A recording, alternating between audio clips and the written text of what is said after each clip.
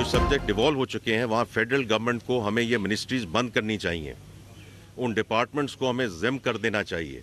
ये जो लोग कहते हैं कि आपने तनख्वाहदार तबकों के और मैन्युफैक्चरिंग को और इनको आपने रिलीफ नहीं दिया, कहाँ से रिलीफ दें? हम सब कुछ हमें प्राइवेट सेक्टर के हवाले करना पड़ेगा। ये 650 बिलियन अगर बचते, आज से आगे 10 साल पहले 15 साल पहले पीआईबी प्राइवेटाइज हो चुका होता। वजीर खजाना मोहम्मद औरंगजेब ने कहा, मुल्क आगे लेकर जाना है तो सब कुछ निजी सेक्टर के हवाले करना पड़ेगा, रिलीफ देना है तो हुकूमती खसारा कम करना होगा, सूबों को मुंतकिल होने वाली वजारतों को खत्म करेंगे, करप्शन का पैसा बचेगा, खजाने को नुकसान नहीं होगा। जुलाई में कराची एयरपोर्ट की आउटसोर्सिंग हो जाएगी, लाहौर एयरपोर्ट भी निजी सेक्टर को देंगे। पीआईए 10 साल पहले प्राइवेटाइज हो जाता तो इतना नुकसान ना होता। सियासी अमल दखल खत्म करने जा रहे हैं।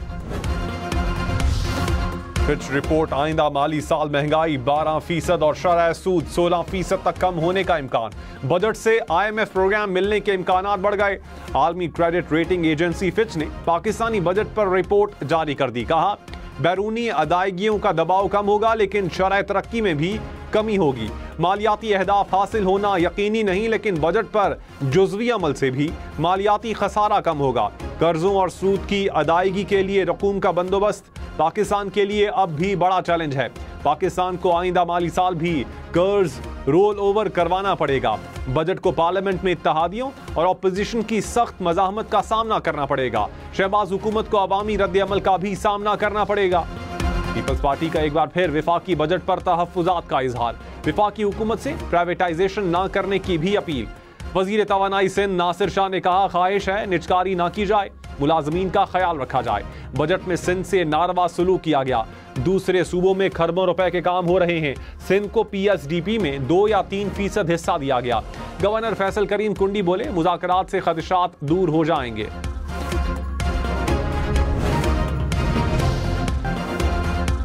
मुल्क भर में ईद कुर्बा का दूसरा दिन, दावतों और लजीज पकवानों से तवाज़ो से मेहमानों की तवाज़ो। कल के मेजबान आज बने मेहमान। चटपटे पकवानों, कढ़ाई और नमकीन गोश्त का दौर चला। कहीं कौरमे तो कहीं बिरयानी से एक दूसरे से खातिर तवाज़ो। मुल्क भर में सुन्नत इब्राहिमी की अदायगी। मिल बैठे, महफिलें सजाई, खूब गप्पे लगाई। कराची में शहरियों ने सी व्यू का रुख किया। सवात समेत मुल्क के सयाहती मकामात पर रश। लाहौर में शहरी स्विमिंग पूल पहुंच गए।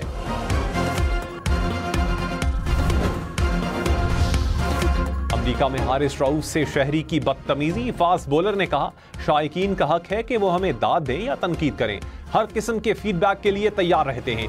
वालिदैन और खानदान की बात हो तो जवाब देने में हिचकिचाहट का मुजाहिरा नहीं करूंगा। चाहे कोई भी प्रोफेशन हो, हर किसी की फैमिली का एहतराम करना चाहिए। हम न्यूज़ अपनी एडिटोरियल पॉलिसी की वजह से वीडियो नशर नहीं कर रहा। क्रिकेटर्स और स्टार्स की फैमिली का ख्याल रखें, बदतमीजी से गुरेज करें। PCB की हारिस रऊफ के साथ पेश आए वाकये की मजम्मत। मोहसिन नकवी ने कहा, ऐसे वाकयात किसी सूरत कबूल नहीं। जिम्मेदारों को हारिस रऊफ से मुआफ़ी मांगनी चाहिए। मुआफ़ी ना मांगी तो कानूनी चाराजोई करेंगे।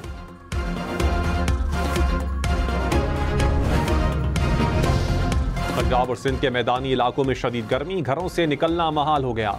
मुल्तान में पारा 47, लिया और भक्कर में 46 डिग्री सेंटीग्रेड। लाहौर, गुजरांवाला, सरगोदा, साहिवाल, बहावलपुर में पारा 45 डिग्री। जैकबाबाद और कंबर में 46 डिग्री सेंटीग्रेड। सक्खर और कुंडियारों में 44 डिग्री रिकॉर्ड। पेशावर में 43, इस्लामाबाद में 40 डिग्री सेंटीग्रेड। डेरा इस्माइल खान में 44, लकी मरवत में 43, सवाबी में 42 डिग्री। कराची का दर्जा हरारत 34 डिग्री सेंटीग्रेड तक जा पहुंचा।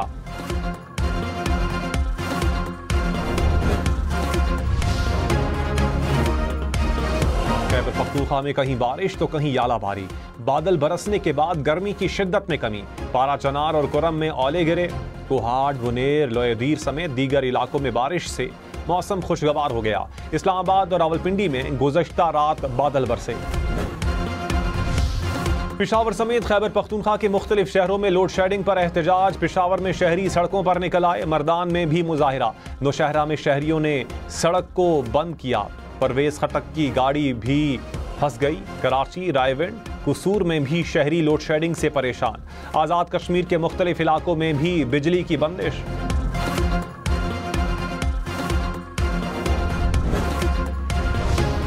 रहनुमा पीटीआई असद कैसर ने कहा, खैबर पख्तूनख्वा में बदतरीन लोड शेडिंग हो रही है। समझ नहीं आ रही हमसे किस बात का इंतकाम लिया जा रहा है।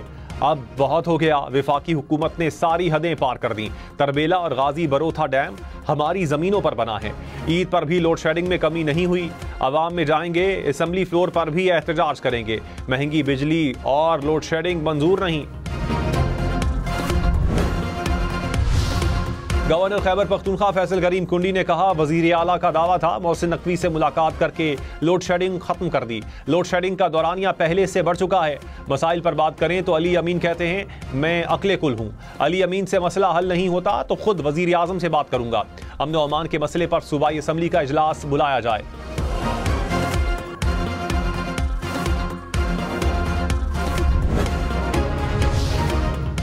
रहनुमा नून लीग ख्वाजा साद रफीक ने कहा, हम लोग अपने तजर्बात से सीखने को तैयार नहीं। जेलों का सामना करने वाले कल तक मुखालफीन को गिरफ्तार करवाते थे। मुखालफीन जेलों में मौजूद अफराद पर सुरमा बनवाना चाहते हैं। तिनका ना तोड़ने वाले दूसरों को मारने के मशवरे देते हैं। कोई अपना हो या पराया, सफेद को स्याह और स्याह को सफेद नहीं कहेंगे। कोई दबाव, गाली या धमकी बात कहने से रोक नहीं सकती। किसी की अंधी मुखालिफत या अंधी हिमायत नहीं करेंगे। वजीर खजाना का 39 खरब रुपए की टैक्स छूट खत्म करने का ऐलान। कहा, खैरात से स्कूल और अस्पताल चल सकते हैं, मुल्क नहीं। टैक्स पर ही सारा निजाम चलता है। टैक्स टू जीडीपी शरह को 13.5% तक ले जाना पड़ेगा। डायरेक्ट टैक्स से बाहर शोबों को टैक्स नेट में लाना होगा।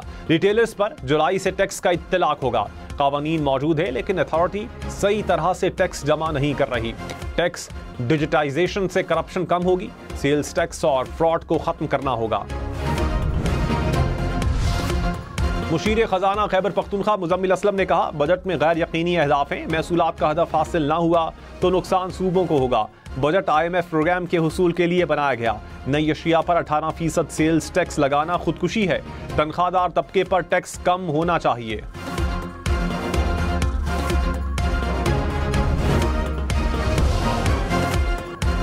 विफाकी वजीर राना तनवीर ने कहा, अवाम को इस साल नहीं अगले साल रिलीफ मिलेगा। IMF की वजह से सख्त फैसले करने जा रहे हैं।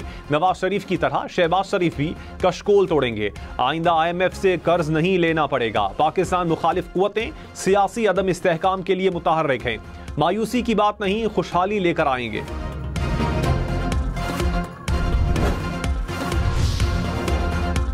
गवर्नर सिंध कामरान टिसोरी का कराची के वेटनरी अस्पताल का दौरा। सांगड़ में तशद्दुद के शिकार ऊंट के इलाज का जायजा लिया। कहा, बेटी ने मजबूर किया कि ऊंट की सेहत का जायजा लेने अस्पताल का दौरा करूं। बेजुबान जानवरों के साथ ज्यादती की गई। जालिम के खिलाफ कार्रवाई नहीं हुई तो हम जुल्म को हवा देंगे। रहनुमा पीपल्स पार्टी शाजिया मरी ने कहा, ऊंट को सर्कस या फोटो सेशन में ना बदलें। ऊंट खौफजदा और घबराहट का शिकार है। देखभाल जाहिर करने और बहुत से पुरसकून तरीके हैं।